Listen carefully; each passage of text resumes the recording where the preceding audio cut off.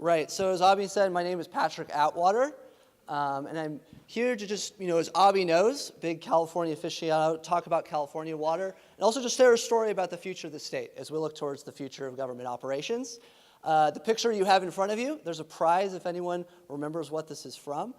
But I want to tell you a little bit about ARGO before I launch into our big water data project. ARGO is a quasi-governmental nonprofit backed by some ex-Bloomberg administration insiders and bringing together talented data scientists to help municipal managers transform how basic public services are delivered. So things like, how we ensure water reliability with the big historic drought, street quality, human education, volunteering. So really kind of the nuts and bolts of government. And when we're looking at our big water data project, what you have here is a map, which is not showing super beautifully. So what we have done is integrate metered customer use data across a coalition of leading water managers. As you may know, there's a historic drought, and there's a big need to understand what's working to achieve efficiency, historic investments in turf rebates, and also with the governor's first ever mandatory conservation, need to be able to navigate that and actually achieve those reductions.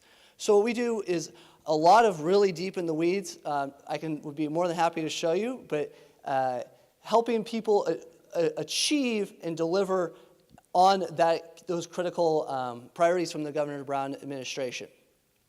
And not more than just helping them understand and navigate these new regulations is providing them tools and analytics on a nonprofit cost of service basis to achieve what revenue reliability. There was an Association of California Water Agencies put out a study.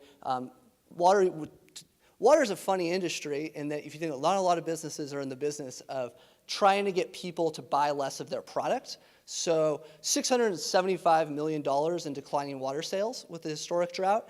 And if you're not deep in the weeds of water rates, this will probably seem fairly opaque, but because water rates are fairly opaque with Proposition 218, huge lots of lawyering and consultants, huge kind of industrial complex around there. And what we do is provide, this is actually an open source tool. You can go on our GitHub and see it.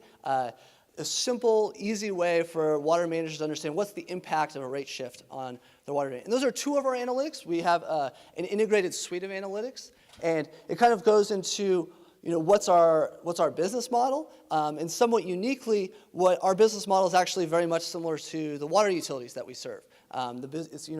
We kind of like to think of ourselves as sort of a data utility where we're taking this valuable public resource and stewarding it in the public domain. So as we look at kind of like the broad opportunities of civic tech, and I agree with Tim that there's huge, huge opportunities as everyone talks about it over and over again. Like you walk in, the day-to-day operations of local government and government broadly don't necessarily reflect the world that we live in, and there's a big opportunity.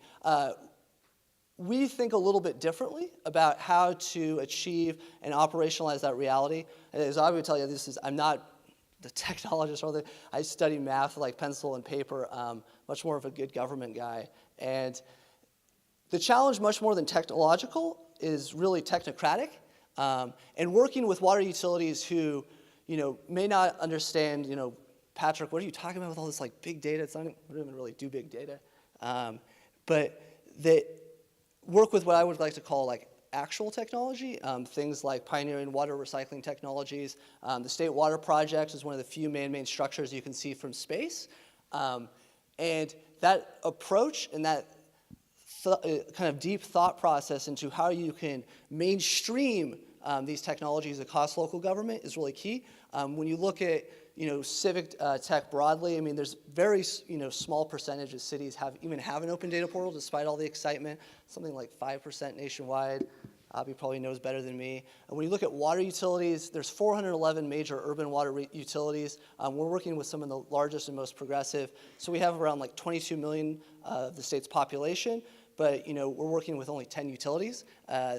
There's a huge need to be able to mainstream this. And the reality is that for the large, vast majority of these, they're not going to be able to play in this space on kind of like being able to work with like a fancy tech startup from Silicon Valley or what have you. So by providing this on kind of an integrated pool of talent, we can help them achieve and provide them the analytics that they need to be able to, it's not even really about the data or all that, but to be able to deliver a reliable water supply so that no matter what the future holds with the drought and these other basic public services, we can deliver them in an efficient and effective way.